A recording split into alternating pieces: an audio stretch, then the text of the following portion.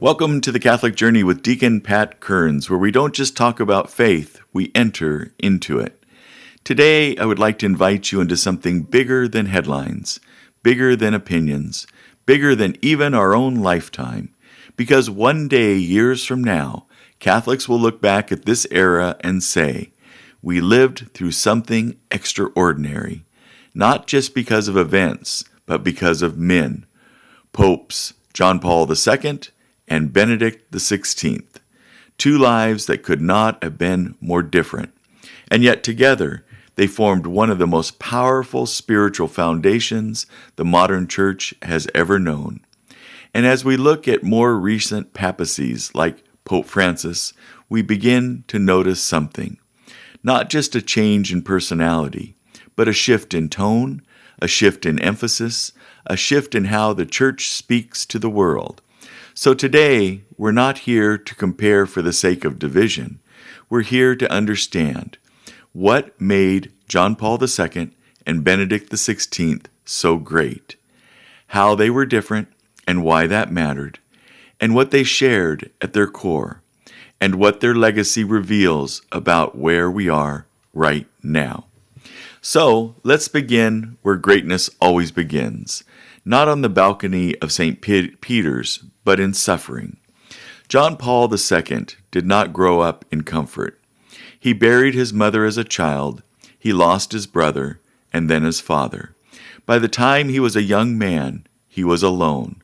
And then came the Nazis, forced labor, secret seminary formation, living faith in the shadows. Meanwhile, Joseph Ratzinger, later Benedict XVI, was growing up in Nazi Germany. His father opposed the regime. His family lived under pressure. And as a young man, he saw what happens when truth is replaced with ideology. These weren't abstract thinkers. These were men who saw what happens when the world loses God. So when they later spoke about truth, dignity, and freedom, it wasn't academic. It was urgent. And from that fire, God raised two very different shepherds. One would go out into the world like a blazing light. The other would quietly illuminate the truth from within. John Paul II didn't just lead the church. He entered the world's wounds. He spoke 11 languages, visited over 100 countries, stood before dictators and young people with the same conviction. You matter. Your life has meaning. Do not be afraid. He didn't water down the gospel.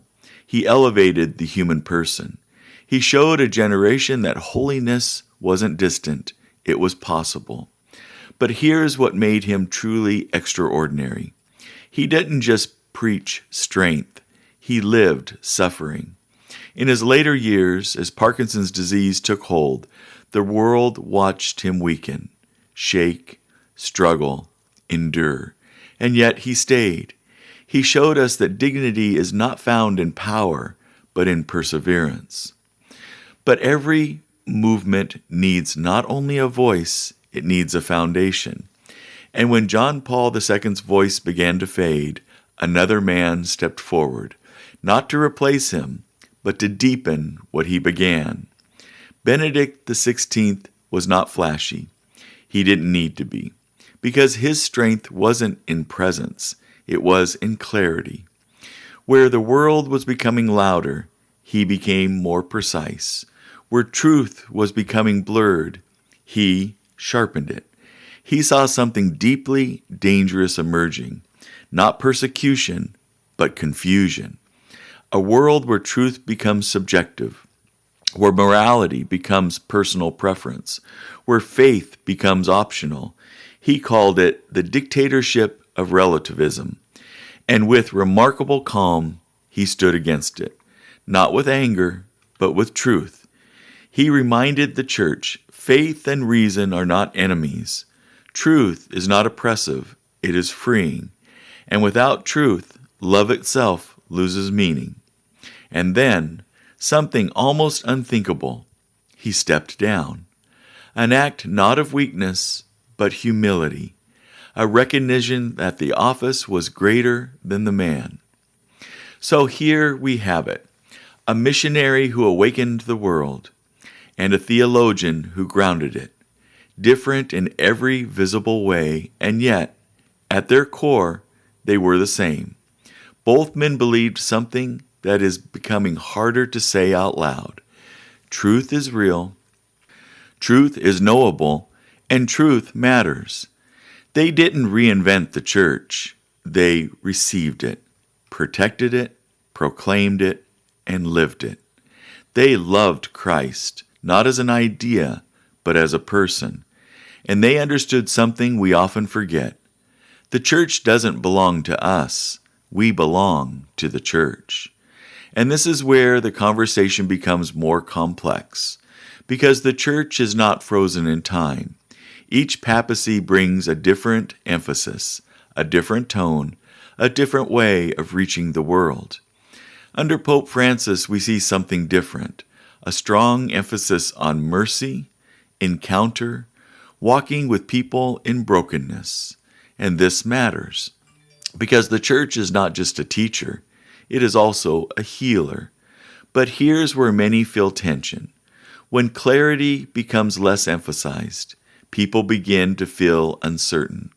When language becomes more open, interpretation increases. And suddenly the question shifts from what is true to what does this mean? And that tension is real, not necessarily wrong, but real. And it invites a deeper question.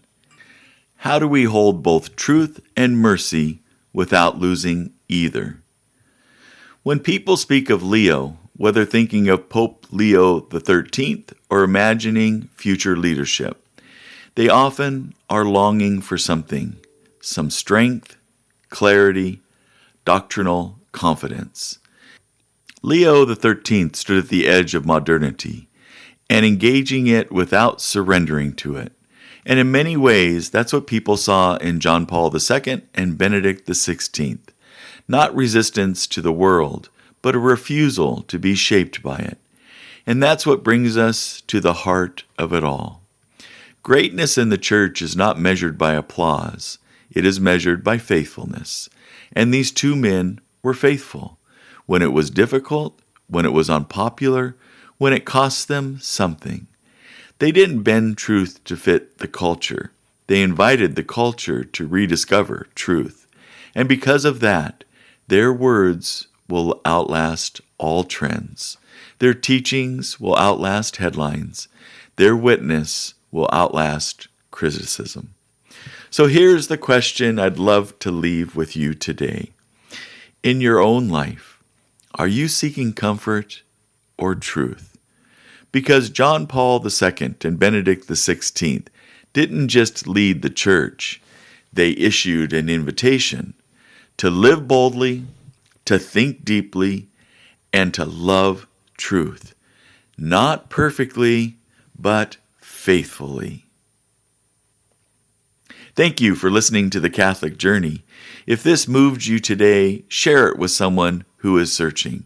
Again, you are listening to The Catholic Journey with Deacon Pat Kearns. That's me, your host, because even a few minutes a day can lead you closer to something eternal.